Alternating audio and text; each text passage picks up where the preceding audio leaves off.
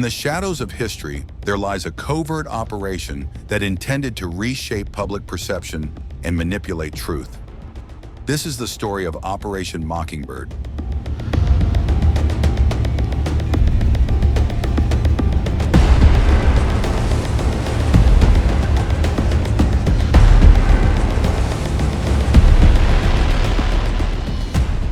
Before we get started, make sure to like and subscribe to our channel.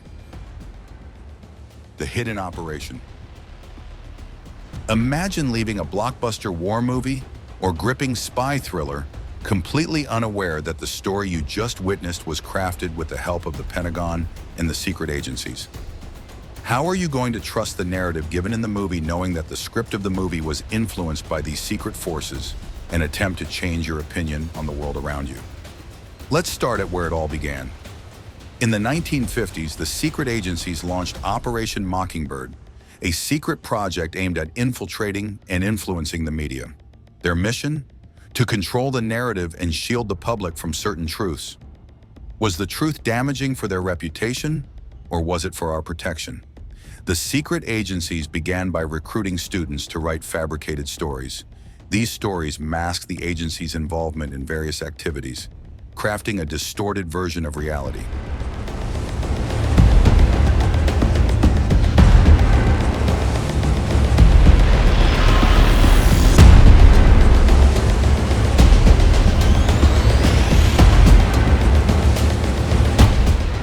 In 1967, Ramparts magazine exposed that the National Student Organization was funded by these secret forces.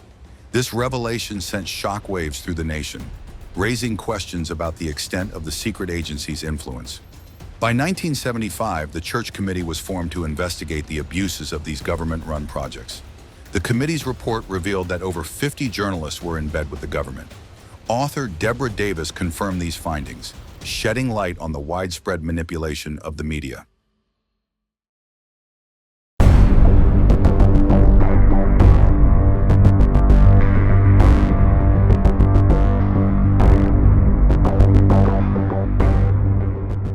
In February 1976, Secret Agencies Director George H.W. Bush announced, "Effective immediately, secret agencies will not enter into any paid or contractual relationship with any full-time or part-time news correspondent accredited by any U.S. news service, newspaper, periodical, radio or television network or station." However, it's important to note that the ban applied only to accredited correspondents, those formally recognized by contract or press credentials. This meant that freelancers and media contractors who didn't have official credentials were not affected by the restriction. What secrets could they still be concealing? In 1977, Carl Bernstein's investigative report in Rolling Stone magazine unveiled that over 400 media members and 25 major companies were secretly on government agencies' payroll. How deep did this web of deception go?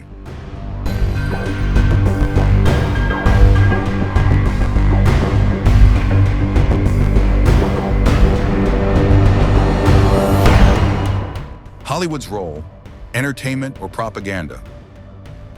This influence didn't stop at newsrooms. Hollywood became a battleground for information warfare. Big-budget war movies and spy thrillers often had input from the Pentagon and the secret agencies. Were these films merely entertainment or propaganda tools? Fast forward to the current era, U.S. Freedom of Information laws published in 2018 revealed the extent of secret agencies' involvement with film and social media. Tricia Jenkins, associate professor, Texas Christian University, pointed out the collaboration between the secret agencies and Hollywood.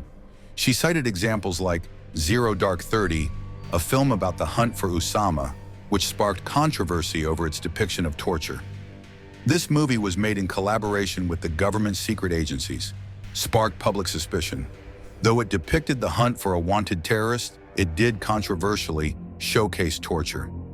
Released while the secret agency's use of torture post 9/11 was under investigation, the film backfired, raising more questions than answers.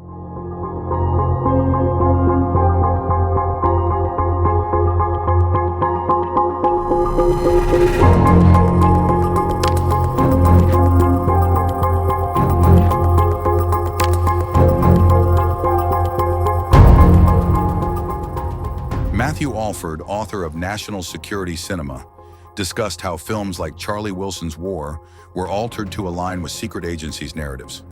Original scripts highlighting the negative consequences of arming the Mujahideen were sanitized. The movie gave a completely different narrative like, "These things happened, they were glorious and changed the world.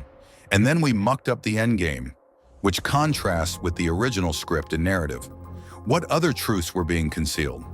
Nick Sco, author of Kill the Messenger, revealed that throughout the 1990s, the secret agencies worked closely with Hollywood to portray the agency as heroic.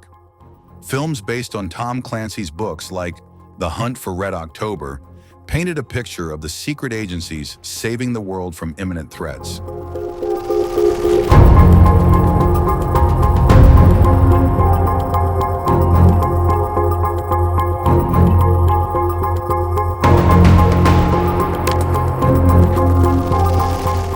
Modern-day media, how much is still controlled? The Pentagon, with its vast resources, had even greater influence. Filmmakers needed military equipment for authenticity, but this came at a cost. They would simply re-edit the scripts to portray the military in a positive light. Movies like Iron Man and Tomorrow Never Dies were altered to fit this narrative. The secret agencies' presence in Hollywood traces back to the Cold War. Undercover agents monitored studios, screenwriters, and directors to counter Soviet propaganda. The U.S. Congress announcement of investigation proved that secret agencies was always been interfering into entertainment media. U.S. Congress, we are investigating the alleged communist influence and infiltration in the movie picture industry. Were audiences being fed a distorted version of reality?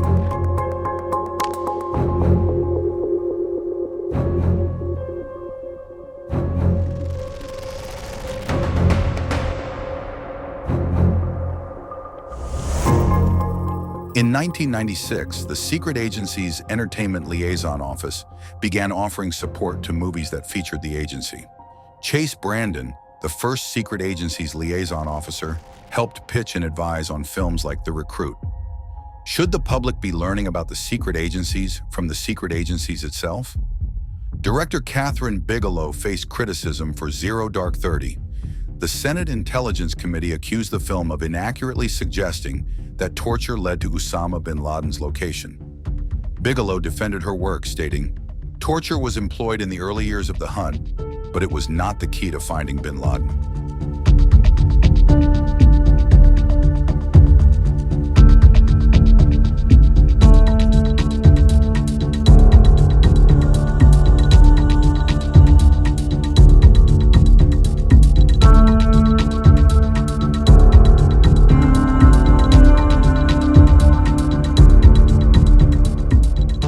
The blurred line between truth and propaganda.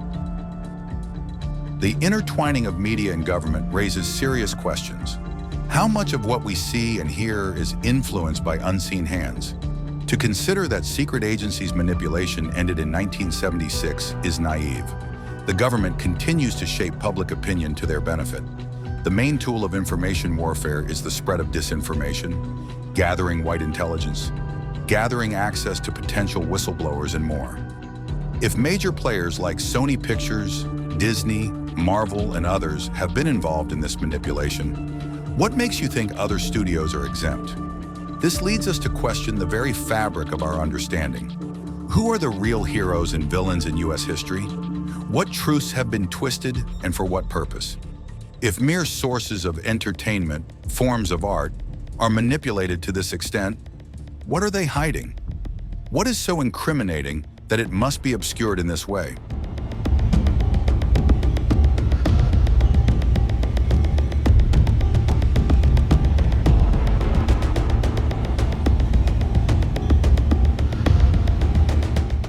What is the real truth behind the stories we are told? From newsrooms to movie sets, the line between information and propaganda is blurred. How much of our reality is fabricated, and to what extent will they go to control the narrative? Thank you for watching. If you enjoyed uncovering the truth behind media manipulation, subscribe for more deep dives into history's most mysterious operations. Don't forget to like, share, and spread awareness. Remember, The truth might be stranger than fiction.